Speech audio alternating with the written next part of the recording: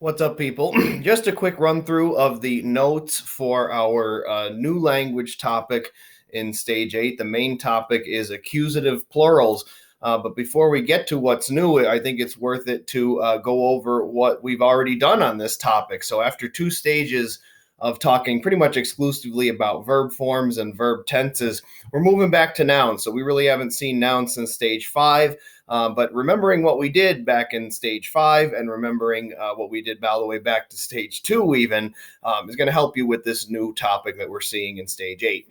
So the stuff to review is just what the terms nominative and accusative mean. Obviously, nominative means that that's the doer of the action, the person doing the action, and the accusative is the receiver of the action. So again, nominative and accusative, subject and direct object, doer and receiver of an action. And we know that endings express these kinds of things. Things like who's doing and who's receiving the action. Is it one person or more than one? And then the term declension refers to a group or a family of nouns. For example, first declension, second declension, third declension are 3 different groups of nouns that use different endings.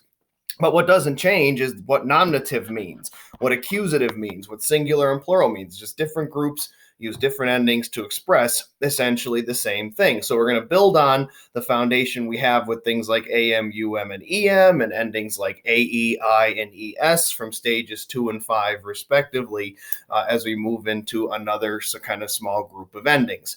So we move into the accusative plural, and the first thing I'm going to say is just knowing what accusative and plural mean as terms will help you in understanding what this topic is. First off, accusative, we just said, is receiving the action.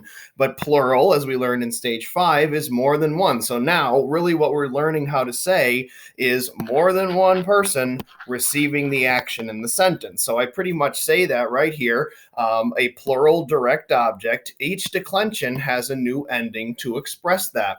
The first declension ending that's going to be accusative and plural is as. So for example, in the sentence amicus puellas salutat, with this as ending, we know that the girls, there's more than one, are receiving the action in the sentence. You see here the friend greets the girls. More than one girl is being greeted in this sentence. In the second declension, that ending is os. And so in the sentence Dominus servos vituperabat, the os ending on servos tells us that more than one slave is receiving the action. All right, the master was cursing the slaves. More than one slave is receiving the cursing. And finally, in the third declension, all right, the ending for the accusative plural is es. And so when you see leones here, with this es ending, means more than one lion is receiving the action. The boys watched the lions. All right, more than one lion is receiving the watching or being watched in this sentence. Now, just one thing that I can just give you with this is in function, like in translations, they're usually pretty easy to pick out because they all end in s. They kind of look like English plurals. So that's a feather in your cap to begin with. But the one little tricky part of this is the es, all right? Es in the third declension is both nominative and accusative plural. So the context of the sentence is going to make a difference for that, all right? So that you can see, okay, is it es subject or is it es direct object as far as plural forms are concerned? You kind of pick that up as we go along with the stories in this stage and beyond. So putting all of this together, all right, I have kind of the chart spelled out for those of you who are helped by having all this information in one place. And looking at it here, all right, most of this is a review. In stage 2, we learned am, and em are accusative and singular. Again, what does accusative and singular mean? All right, receiving the action and one person. For example, puellam is one girl receiving the action. Servum is one slave receiving the action. Leonem is one lion receiving the action. In stage 5, we learn nominative plurals, all right, AE, I, and ES. Again, what does that mean? Nominative is a subject, plural is more than one. And so when you see puelli, it's the girls doing the action, more than one of them. In the second declension, servi, for example, would be the slaves, plural, more than one nominative doing the action.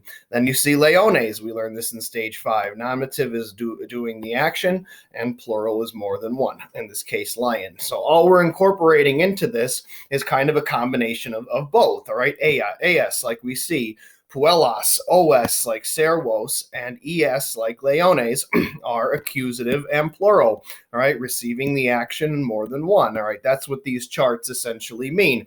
Again, really the only tricky one we're seeing so far are these two, because es in the third declension is both nominative and accusative plural. So you have to determine, okay, leones, es, is it more than one lion doing the action, or is it more than one lion receiving the action? The context of the sentence is going to tell you the difference. Now, we're going to be adding other forms into the mix. We're going to learn a new case next stage, but for now, we're just trying to incorporate the AS, OS, ES, just like we know very well. AM, UM, EM is accusative singular, and AE, I, and ES are nominative and plural.